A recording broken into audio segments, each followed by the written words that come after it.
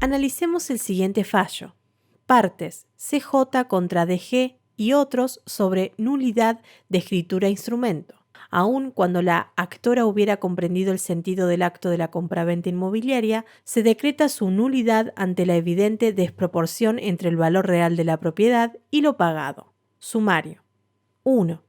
Corresponde confirmar la nulidad del acto de compraventa del inmueble realizada a favor del demandado, pues aun cuando la actora comprendiera el sentido del acto, el hecho de tener miedo a perder su departamento, la falta de familiares que podrían haberla aconsejado y la relación de confianza que había generado y depositado en el emplazado, fueron las causas para que éste se aprovechara de ello y la llevara a concretar el negocio por un precio alejado al valor real del inmueble. 2. Se juzga que el elemento objetivo del vicio de lesión se encuentra configurado en virtud de la notable y prácticamente grosera desproporción que se observa entre el valor real del inmueble y lo efectivamente abonado por el demandado, todo lo cual justifica la declaración de nulidad del acto de compraventa inmobiliario. En este caso, estamos ante una situación donde una persona ha celebrado un contrato de compraventa. ¿El contrato de compraventa es un acto jurídico? El acto jurídico es un hecho jurídico, que es humano. Además, es voluntario porque es realizado con discernimiento, intención y libertad, y es un hecho que se ha manifestado mediante una declaración de voluntad. Requiere asimismo que sea lícito, es decir, no contrario a lo prescripto por la ley, y que además tenga un fin inmediato que consista en la adquisición, modificación o extinción de relaciones o situaciones jurídicas. Analicemos entonces qué diferencia hay entre el simple acto voluntario y el acto jurídico. El artículo 259 del Código Civil y Comercial establece: el acto jurídico es el acto voluntario lícito que tiene por fin inmediato la adquisición, modificación o extinción de relaciones o situaciones jurídicas. Como se puede visualizar, la existencia de un fin inmediato, que en el caso del acto jurídico ese fin puede ser la adquisición, modificación o extinción de relaciones o situaciones jurídicas. Este aspecto funcional es el que permite distinguir el acto jurídico de otros actos que, siendo voluntarios y lícitos, no son actos jurídicos, ya que la voluntad no está encaminada a establecer relaciones jurídicas o no tiene por objeto inmediato la producción de efectos jurídicos. Por ende, el hecho jurídico es el género y el acto jurídico la especie. A su vez, debemos indagar cuáles son los elementos de los actos jurídicos. Los elementos esenciales, aquellos que de forma indispensable deben estar presentes para el acto sea considerado como existente y válido.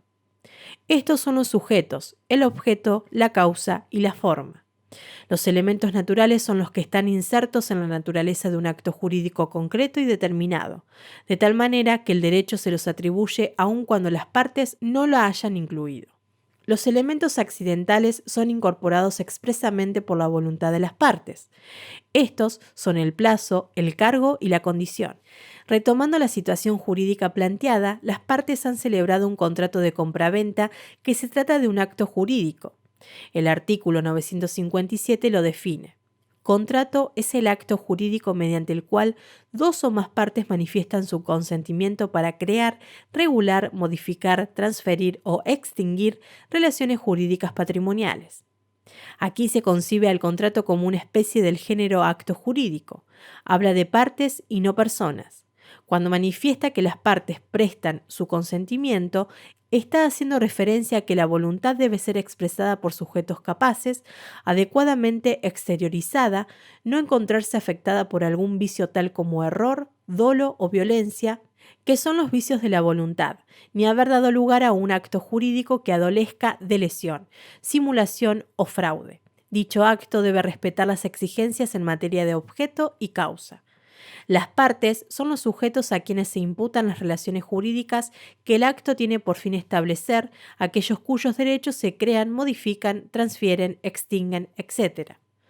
En los contratos, una parte puede estar integrada por una pluralidad de personas, lo que ocurre, por ejemplo, cuando son varios los adquirentes o vendedores de una cosa, como se puede apreciar en el concepto de contrato.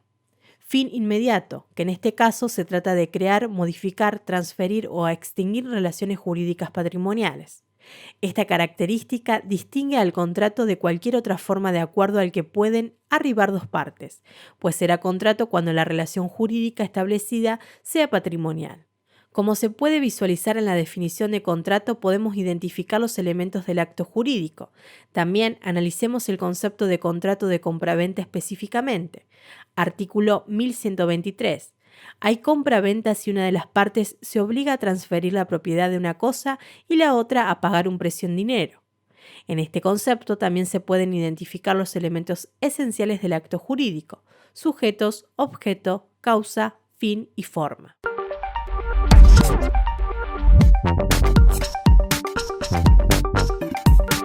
Analicemos el siguiente fallo.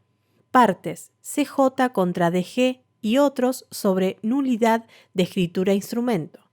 Aun cuando la actora hubiera comprendido el sentido del acto de la compraventa inmobiliaria, se decreta su nulidad ante la evidente desproporción entre el valor real de la propiedad y lo pagado. Sumario.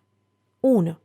Corresponde confirmar la nulidad del acto de compraventa del inmueble realizada a favor del demandado, pues aun cuando la actora comprendiera el sentido del acto, el hecho de tener miedo a perder su departamento, la falta de familiares que podrían haberla aconsejado y la relación de confianza que había generado y depositado en el emplazado, fueron las causas para que éste se aprovechara de ello y la llevara a concretar el negocio por un precio alejado al valor real del inmueble.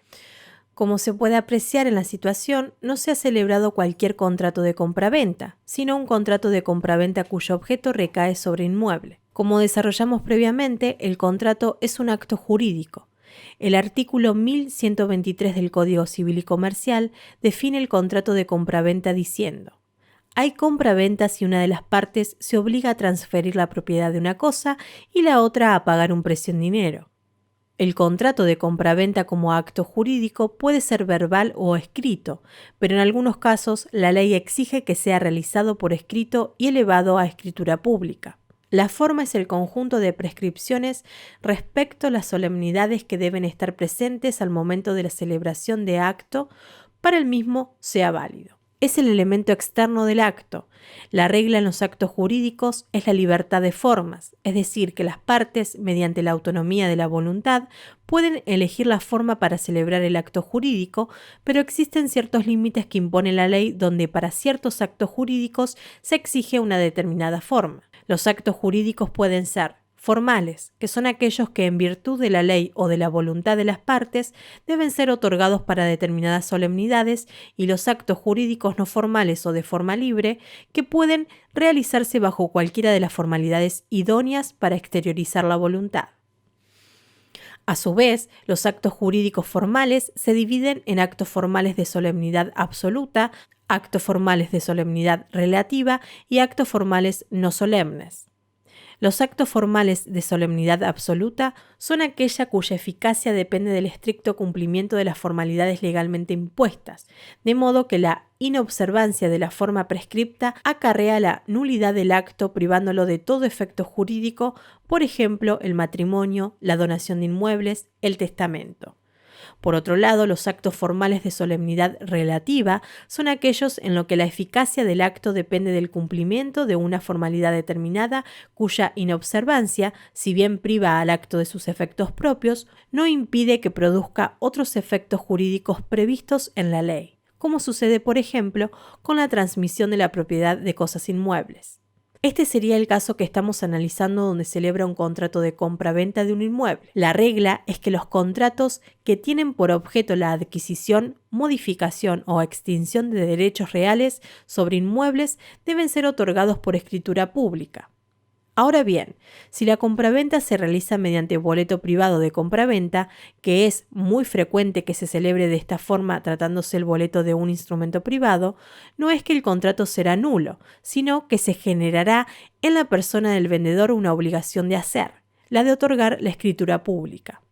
En este supuesto, el incumplimiento de la formalidad exigida, la escritura pública, impide que el acto produzca sus efectos propios, pero se produce la conversión del negocio, pues la ley le reconoce la eficacia de otro negocio jurídico distinto. Por ende, el incumplimiento de la forma no acarrea la nulidad del acto en cuanto impide la obtención de los efectos jurídicos buscados en forma inmediata por el otorgante. Es decir, la compraventa será válida como contrato, pero lo que no sucede es la transmisión del derecho real de dominio en cabeza del adquirente hasta tanto se realice la forma impuesta, que es la escritura pública. Los boletos de compraventa instrumentan promesas de venta de inmuebles por instrumento privado. Tanto el comprador como el vendedor pueden recurrir al juez para exigir a la otra parte el cumplimiento del contrato. Luego tenemos los actos formales no solemnes. Son los que pueden ser otorgados bajo cualquier formalidad, aunque la prueba de su celebración depende del cumplimiento de la formalidad exigida por la ley. Por ejemplo, la forma escrita se requiere para acreditar el pacto de retroventa, el pacto de preferencia, el contrato por tiempo indeterminado, entre otros. Los actos no formales son aquellos en los que las partes pueden elegir libremente el modo en el que han de expresar su voluntad, rigiendo el principio de libertad de formas, pues se trata de actos con forma libre.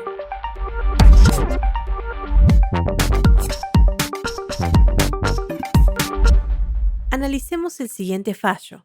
Partes CJ contra DG y otros sobre nulidad de escritura e instrumento. Aun cuando la actora hubiera comprendido el sentido del acto de la compraventa inmobiliaria, se decreta su nulidad ante la evidente desproporción entre el valor real de la propiedad y lo pagado. Sumario. 1. Corresponde confirmar la nulidad del acto de compraventa del inmueble realizada a favor del demandado, pues aun cuando la actora comprendiera el sentido del acto, el hecho de tener miedo a perder su departamento, la falta de familiares que podrían haberla aconsejado y la relación de confianza que había generado y depositado en el emplazado fueron las causas para que éste se aprovechara de ello y la llevara a concretar el negocio por un precio alejado al valor real del inmueble. 2. Se juzga que el elemento objetivo del vicio de lesión se encuentra configurado en virtud de la notable y prácticamente grosera desproporción que se observa entre el valor real del inmueble y lo efectivamente abonado por el demandado, todo lo cual justifica la declaración de nulidad del acto de compraventa inmobiliario. 3. Resulta evidente la lesión en el plano subjetivo, pues no puede pasarse por alto la avanzada edad de la actora, su estado civil, es decir, viuda, el hecho de que no tuviera hijos y su reducido círculo de amistades. En efecto, aun cuando gozara de buena salud y de independencia, no es menos cierto que la sumatoria de estas circunstancias la llevaron a creer que el demandado estaba salvaguardando su patrimonio y la confianza depositada pudo más que el desequilibrio del negocio extremo que estaba realizando. Los vicios de los actos jurídicos son defectos, imperfecciones o anomalías susceptibles de provocar la ineficacia del negocio por atentar contra la licitud, la buena fe o perjudicar los intereses de terceros. Entre ellos podemos mencionar a la simulación, la lesión y el fraude. La buena fe es un principio general del derecho que veda el ejercicio abusivo de los derechos y sustenta nuestro ordenamiento jurídico positivo. Los vicios de los actos jurídicos no atacan la voluntad de los sujetos, sino que conciernen a la causa de celebración del negocio, pues éste, pese a realizarse en forma adecuada y regular, se utiliza para obtener una finalidad ilícita. En el fallo planteado, la compraventa de inmueble se encuentra viciada por la existencia de lesión. El código no define la lesión, sino que directamente indica los efectos que despliega cuando el acto se encuentra viciado. El artículo 332 dispone: puede demandarse la nulidad o la modificación de los actos jurídicos cuando una de las partes, explotando la necesidad, debilidad psíquica o inexperiencia de la otra, obtuviera por medio de ellos una ventaja patrimonial evidentemente desproporcionada y sin justificación. Se presume, excepto prueba en contrario, que existe tal explotación en caso de notable desproporción de las prestaciones. De este artículo se desprende que los elementos de la lesión son: 1. Elemento subjetivo. Respecto al mismo, deben coexistir dos presupuestos que incluso aparecen en sujetos distintos: la necesidad, debilidad psíquica o inexperiencia en el lesionado y el aprovechamiento de esa situación de inferioridad por parte del lesionante o sujeto activo. Casos paradigmáticos que la doctrina utiliza para patentizar esta situación de inferioridad son aquellas personas que, por su juventud o bajo nivel sociocultural, no han tenido capacidad para comprender cabalmente el negocio que están celebrando ni sus efectos. Importa entonces la falta de conocimientos que tiene el sujeto respecto del acto en el momento de su celebración. En el caso planteado se hace referencia a los elementos subjetivos cuando se menciona aun cuando la actora comprendiera el sentido del acto, el hecho de tener miedo a perder su departamento, la falta de familiares que podrían haberla aconsejado y la relación de confianza que había generado y depositado en el emplazado, fueron las causas para que éste se aprovechara de ello y la llevara a concretar el negocio por un precio alejado al valor real del inmueble. 2. El elemento objetivo. Se refiere a los beneficios patrimoniales obtenidos por el lesionante mediante la explotación de la situación de inferioridad del lesionado. No toda desproporción de prestaciones logra configurar este elemento, sino que para lograrlo, la misma debe ser evidente o notable, en sentido de grande, grave o chocante, es decir, que sea ostensible, advertible a simple vista. Por otra parte, a más de desproporcionada, la ventaja patrimonial debe ser injustificada. Además, se exige que esa ventaja excesiva se obtenga sin justificación, lo que implica efectuar una indagación acerca de la causa fin del negocio, pues si quien celebró el negocio pretendió efectuar una liberalidad, dicho acto jurídico escapará a la teoría de la lesión. En el caso planteado se alude al elemento objetivo cuando se menciona: se juzga que el elemento objetivo del vicio de lesión se encuentra configurado en virtud de la notable y prácticamente grosera desproporción que se observa entre el valor real del inmueble y lo efectivamente abonado por el demandado, todo lo cual justifica la declaración de nulidad del acto de compraventa inmobiliaria.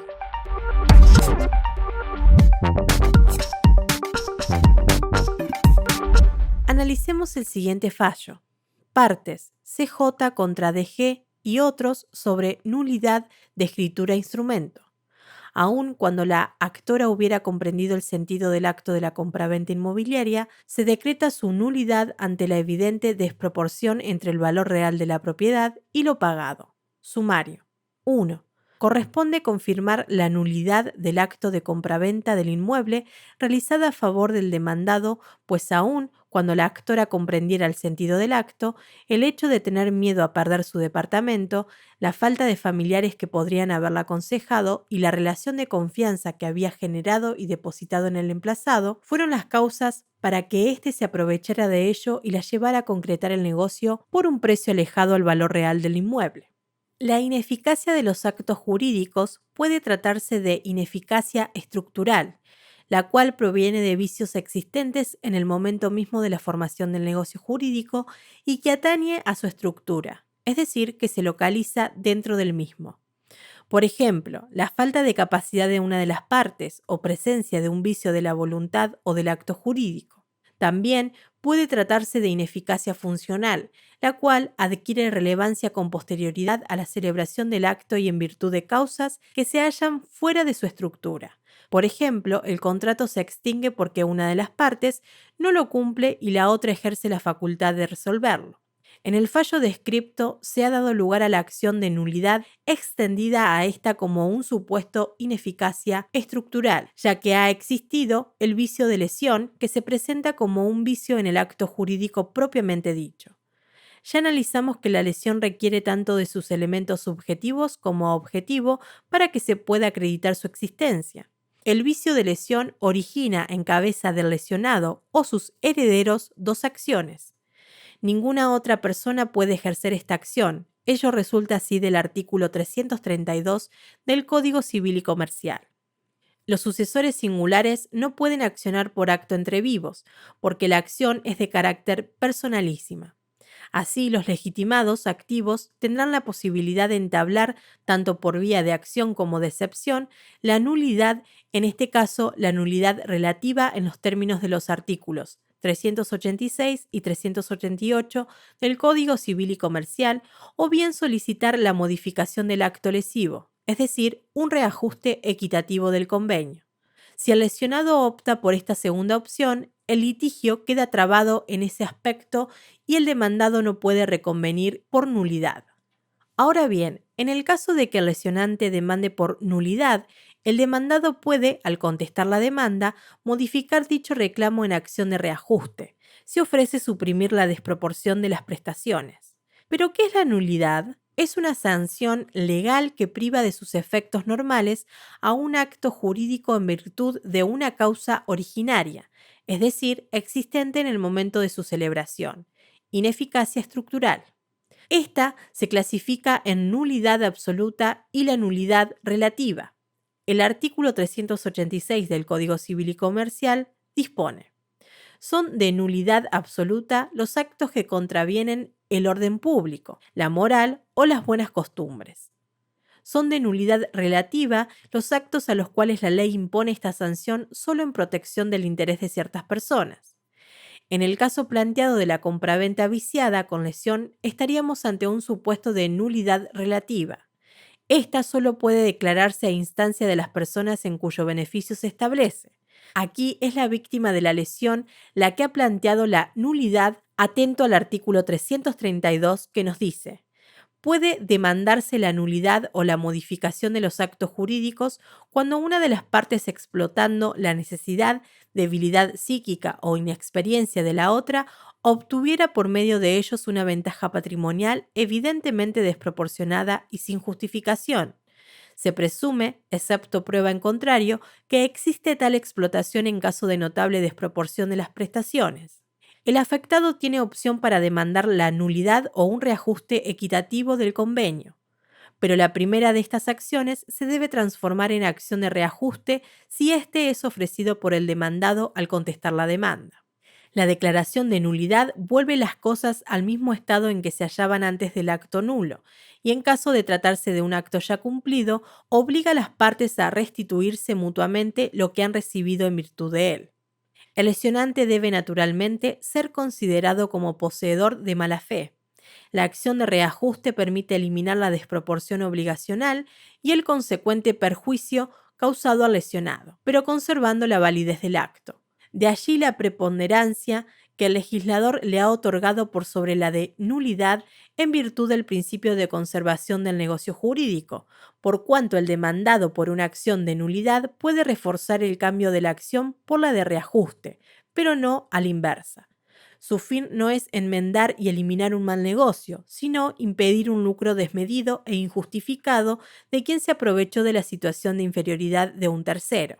Si mediante el reajuste equitativo del negocio dicho lucro se neutraliza y no habría fundamento para declarar nulo el acto.